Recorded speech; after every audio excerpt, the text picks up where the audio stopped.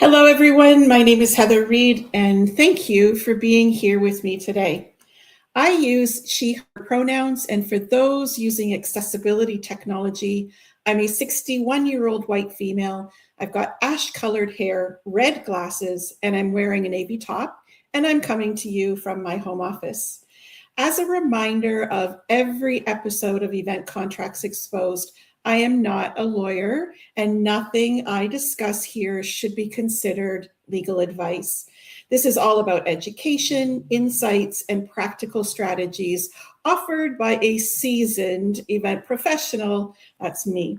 So before we begin, I'd like to note that all content in this presentation is copyrighted and is the intellectual property of Plan or Protect. It may not be copied, reproduced, distributed, recorded, or used in whole or in part without my explicit written consent. Thank you for respecting my work and my original content. So our topic today is micro events. So what is a micro event? Well, a micro event is commonly described as a small scale, highly targeted event designed for a limited audience, often delivered more frequently and with a focused objective. So I'll repeat that again. A micro event is commonly described as a small scale, highly targeted event that is designed for a limited audience, often delivered more frequently and with a focused objective. So I'm thinking about a micro event. Typically, it has anywhere from 10 to 100 attendees. Some sources say 150, but most sources say 10 to 100. It usually captures a specific audience segment, such as VIP clients or regional teams or niche interest folks or niche buyers. The micro event typically has a single clear objective, such as networking or education or sales activation, something like that. The micro event is typically a shorter duration, such as a few hours to a half a day, and sometimes a full day. And it often is in a simplified format, such as there's no massive production or there's fewer moving parts than you might expect from a larger event. So increasingly, organizations are incorporating micro events into their marketing playbook. Micro events are now a primary channel for organizations to drive both commerce and community. So what are the types of micro events? Well, they're unlimited in both format and approach, but some popular formats are private and intimate gatherings such as private dinners, fireside chats, networking meetups. It could also be gatherings based on niche topics or industry challenges and may be hosted by, for example, local chapters of national organizations, hobbyist groups, or special interest-based communities. A micro event might be presented by a brand or a corporation and be a branded product launch at which a company may unveil a new offering in a more interactive and controlled setting. A micro event might be a VIP experience and a pop-up kind of activation.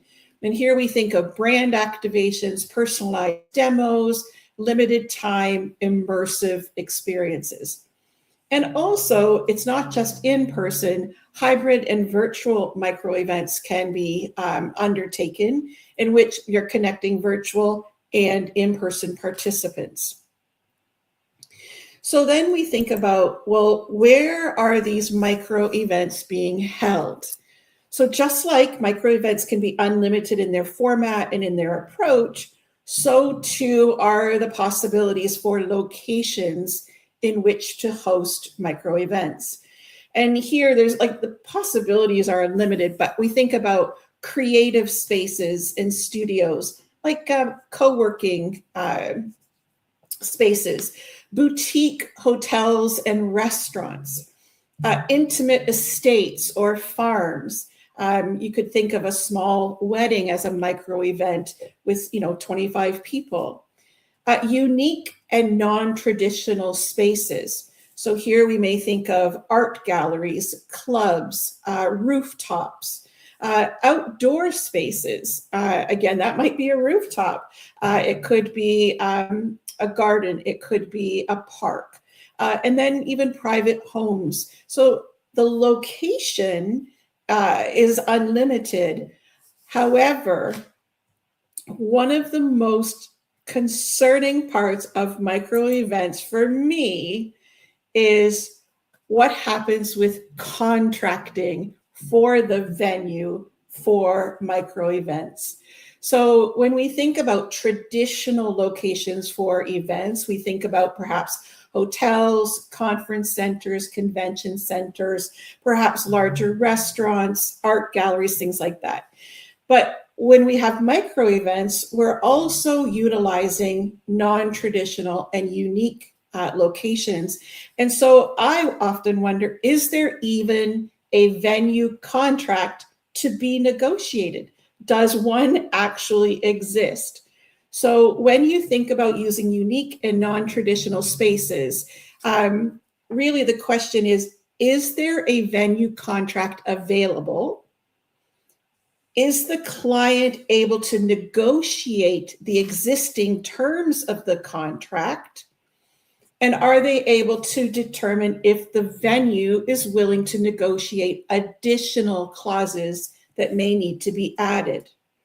And I think of often like hotels and conference centers and convention centers, they have extensive contract documents, but quite often what protects the client has to be added into that draft contract. And so just like these non-traditional or micro events, if there is an existing contract, we may need to negotiate additional terms into that draft contract. Now, if a venue contract is not available, is the client actually willing to proceed with their micro event?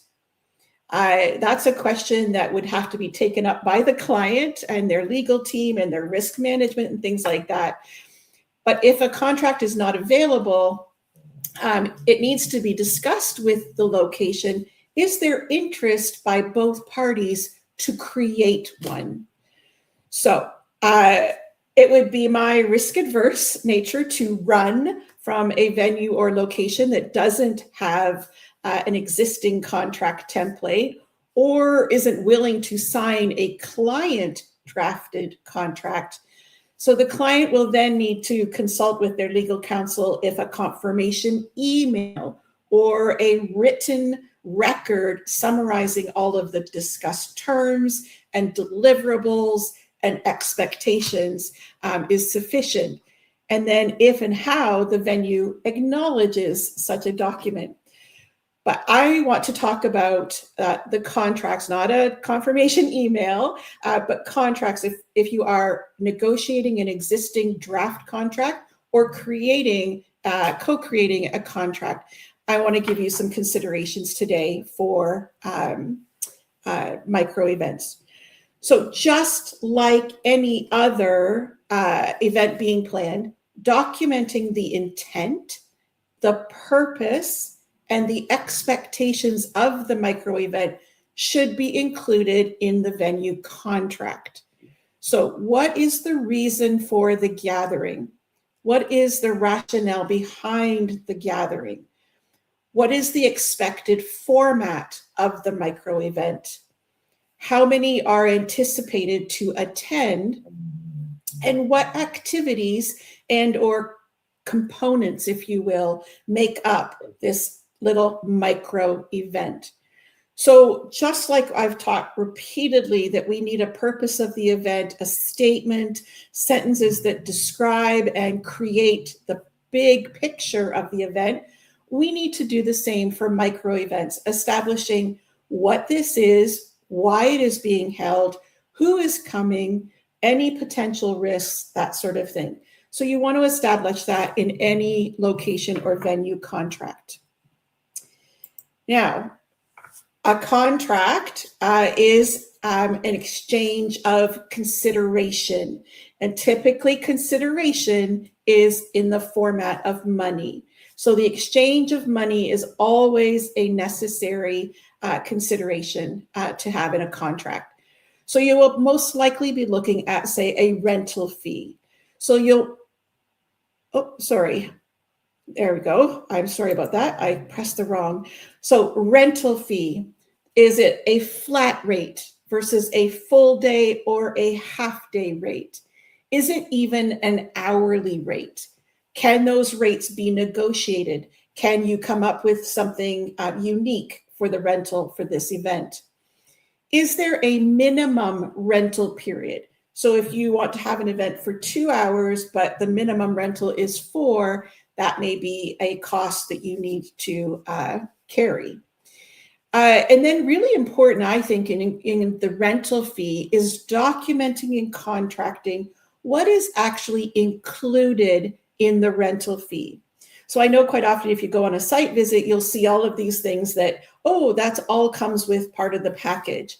Well, be sure to document what is included. So are there tables and chairs? Is there AV, simple AV being provided?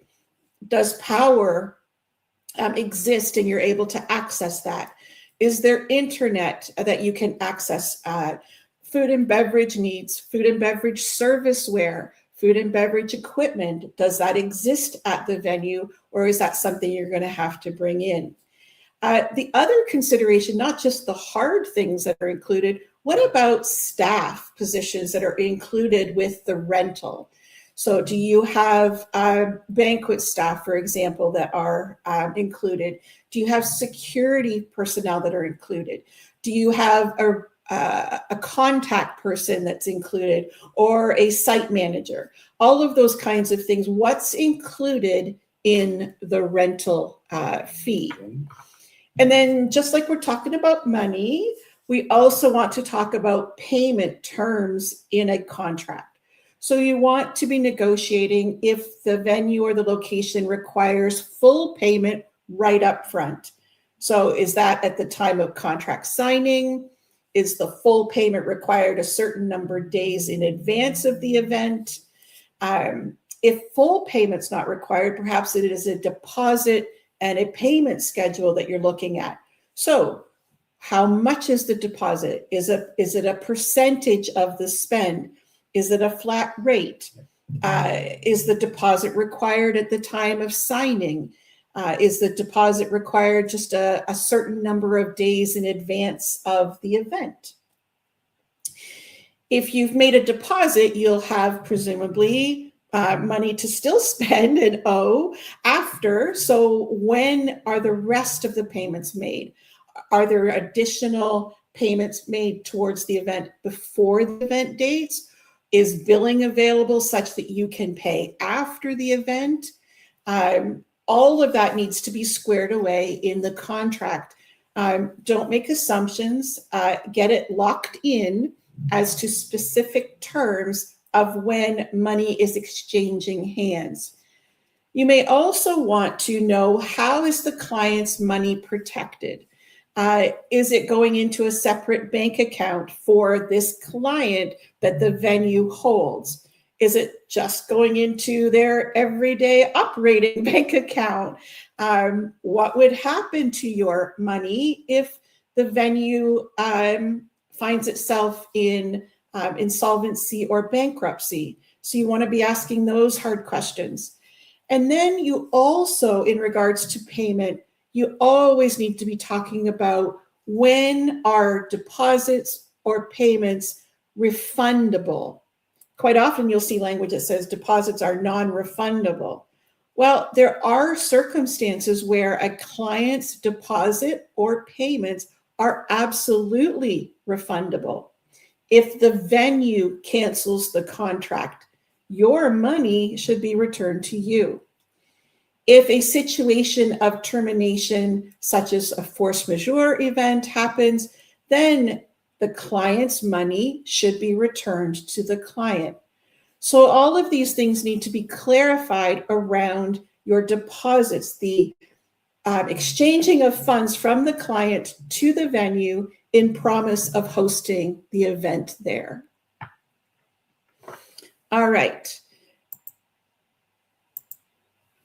We also want to establish really good and clear timelines and venue access considerations. So these are crucial items to document in a venue contract, especially when we're talking about shorter events. They may not be days after days after days, and a 24-hour hold will work at the beginning of negotiating. It may be very short durations of time. So we want to establish what time can the client first enter the space? What time must the client have fully exited the space? The timeline should establish the setup start time. Then it should establish the attendee arrival time. Then it should establish the event end time, and then the tear down completion time. So one might think, well, 6 to 9 is fine. Well, what if it's your setup is 6 to 7? Your guests arrive at 7, they're there till 8:30, and then 8:30 to 9 is dismantling time. Then you might think about, well, what happens if I want to explore early access or even grace periods? So can the client access the space before the official setup start time? So I know in doing larger events, sometimes our document would say we could have the room at 7 a.m. on Thursday morning, but quite often we might have been able to squeeze in really late on Wednesday night. So you want to establish, are there any early access opportunities? Is there a grace period if the setup or the teardown or the event itself runs late? You may want to ask about what happens with staff that are on site to assist during the setup period and the teardown period. If that's overtime, then how is overtime charged? Is overtime strictly prohibited? You have to be in and out according to the contracted times. Who unlocks the space? Who locks the space? What happens if the client arrives and no one is there? Will the staff stay if the timeline goes into overtime? So really thinking about all the angles of, it may seem like a short event, but really the logistics are exactly the same as a larger event in thinking about setup, the existing event itself, and the teardown and leaving the property. The other point on this slide is that often the client hosting a micro event will need the supports of services and products from other suppliers. So quite often you might think of audiovisual, catering, decor, security, power, internet. It is imperative that the client establish the venue's rules and their expectations around third-party suppliers. So does the venue have any exclusive relationships established for specific services, such as the common ones are audiovisual, power, internet, catering? Then if there are exclusive relationships, who are they? What are they? And then are there some that are on a preferred basis? So in other words, the venue is recommending them to you. Or can the venue bring in whoever they want to? Are there limitations around that? So if the client wants to bring in their own third-party service providers, what are the financial implications of that kind of an arrangement? What fees or charges or surcharges, commissions, penalties? There's all sorts of names for what kinds of costs there may be when wanting to bring in your own third-party suppliers. So really vetting that aspect is really, don't make assumptions if it's not mentioned.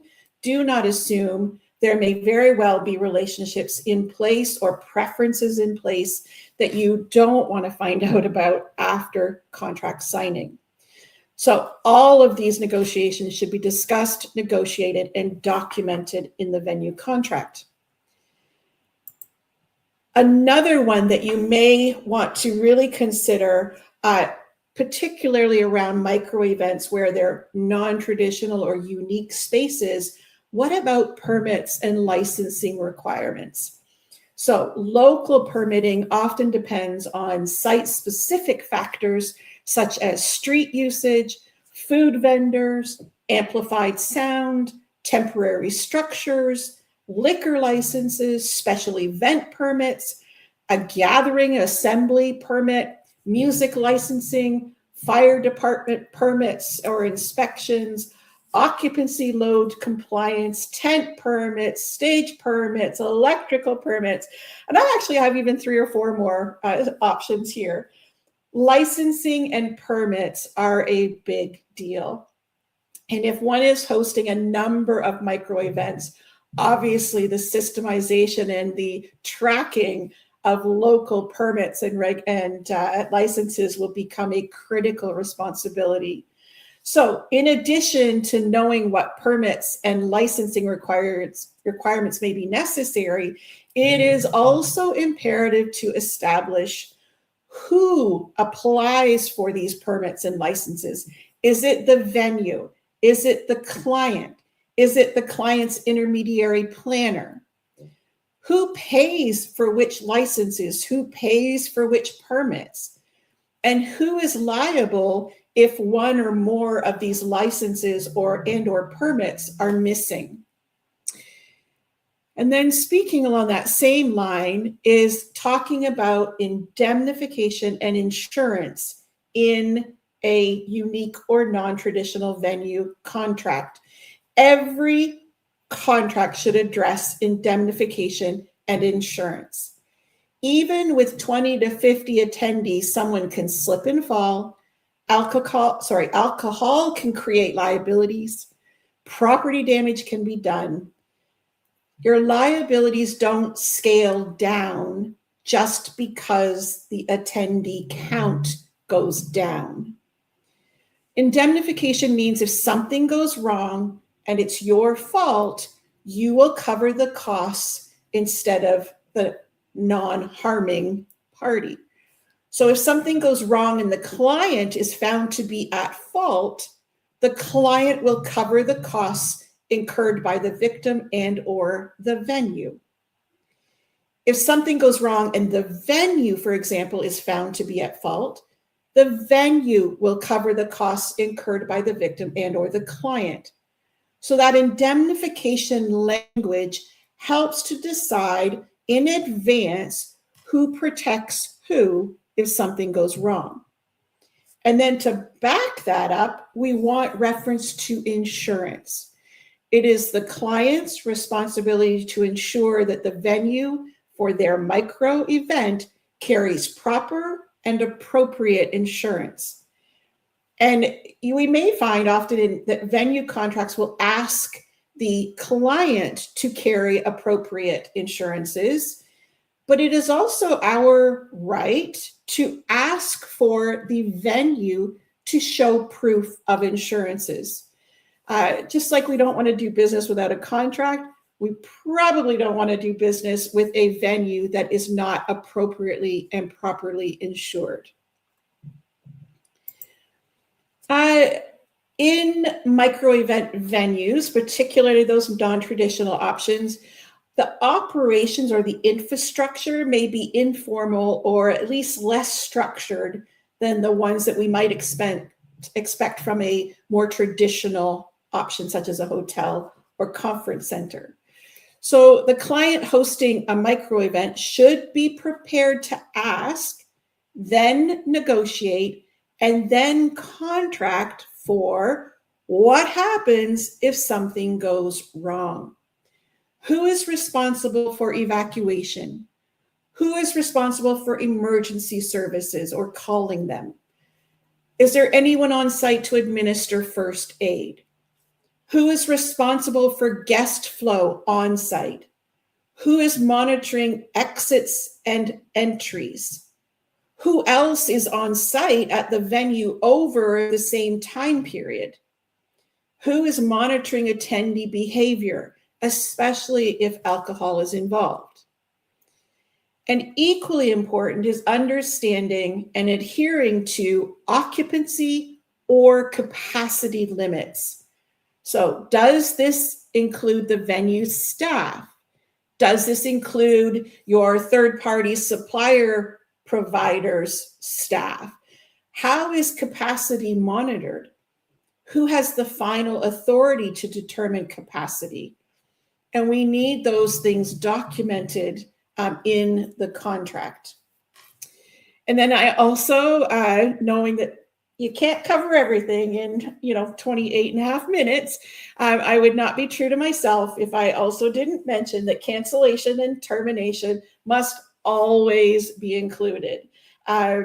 We don't have enough time to get into those today, but please know you can't have a checklist that doesn't have cancellation and termination. So I want you to remember that micro events may be small in attendance, they may be short in duration, they may be singular in focus, but they are not low risk. Micro events are just risks that are often repeated over and over again. And as such, they require more intentional contracting, not less. If a venue has a contract, negotiate. It is the client's responsibility to ensure that their needs, their expectations, their logistical operations or needs, and their financial risks are adequately protected. If the venue does not have a contract, make one. Collaborate with the client's legal counsel, the venue, and the venue's legal counsel to create one. Remember that everything published and experienced in relation to micro events states that the same fundamental premise exists, and that is micro events are not simpler. They're simply smaller in attendance. So despite their size, micro events introduce many of the same legal and logistical complexities as larger events. And as a result, they require the same level of due diligence.